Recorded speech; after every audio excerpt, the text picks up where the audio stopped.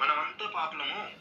So కాబట్టి ఒక పరిశుద్ధుడైన దేవుని కుమారుడు వచ్చి మన కోసం రక్తాన్ని కార్చేసి మన పాపలను పరిశుద్ధులుగా చేశాడని చెప్పేసి చెప్తా ఉంటారు. సో ఫస్ట్ ఆఫ్ ఆల్ పాపం అనే కాన్సెప్ట్ బైబిల్లో ఓల్డ్ టెస్టిమెంట్లో ఉందండి. దానికి ఒక శిక్ష ఏంటంటే మరణం అని ఉంటుంది.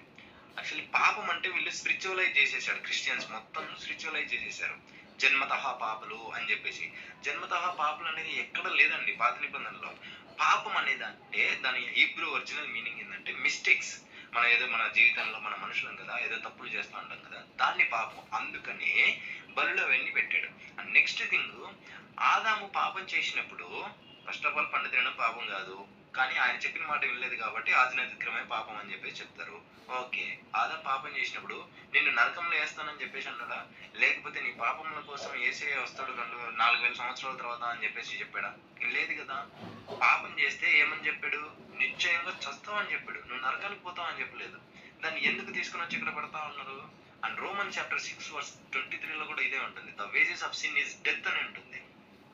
పాపం యొక్క జీవితం జన్మతః పాపం లేదా? ముందు చెప్పాను, అర్థం కాలేదు నీకు?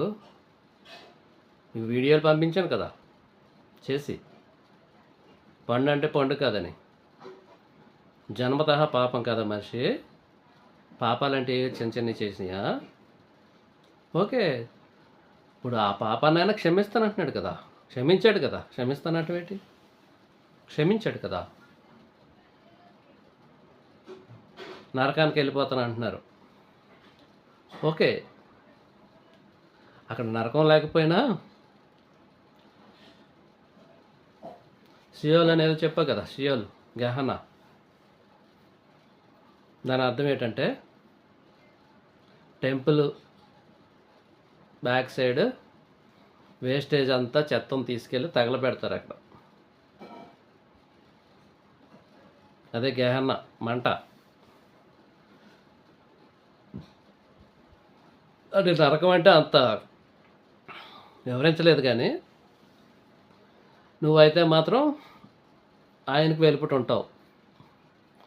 వెలుపుడు ఉండి అక్కడ కాలుస్తాడో ఏం చేస్తాడో. అంటే పారబుల్గా అక్కడ మాట్లాడింది ఏంటంటే గహనా అంటే వేస్ట్ మెటీరియల్ని కాలుస్తారు, కాల్చి ఎగరేసేస్తారన్నాడు కదా. లేఖనం ఒకటి ఉంది కదా, మర్చిపోయాను. గోధుమలు గురువుల్ని చేసి పొట్టునే కాల్చేస్తాడా, కాల్చేస్తాడు, మిగిలిదాన్ని ఎగరేసేస్తాడు, కాల్చేసి ఎగరేసేస్తాడు. అదే నరకం.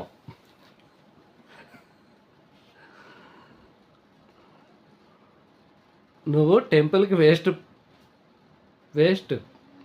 నువ్వు టెంపుల్లో ప్రవేశించడానికి నువ్వు అర్హత లేదు, నీకు వేస్ట్. ఆయన మందిరంలో నీకు రానివ్వరు. అది నేను తీసుకెళ్ళి మందిరం వెలుపులో తీసుకెళ్ళి గహనాలో పాడేసి కాల్చేస్తారు. వేస్ట్ కదా. మరి వేస్ట్ మెటీరియల్ ఏం చేస్తారో కాల్చేస్తారు. అంతవరకే మాట్లాడాడు. తర్వాత నరకం ఎలా ఉంటుంది అన్నది అదే మరి ఆయన ఎలా చేస్తారని చూద్దాం.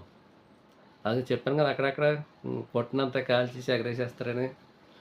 మరి ఏం చేస్తారన్నది అగ్ని ఆరదు పురుగు చావదని మాట్లాడారు. తర్వాత చూస్తాలే, నువ్వు గ్యారెంటీగా చూడవలసిందే. ఎందుకంటే పరంతానికి వ్యతిరేకంగా మాట్లాడిన ఎవడైనా అవి చూడవలసిందే. ఓకే, అర్థమైంది కదా? ఓకే, జాగ్రత్త.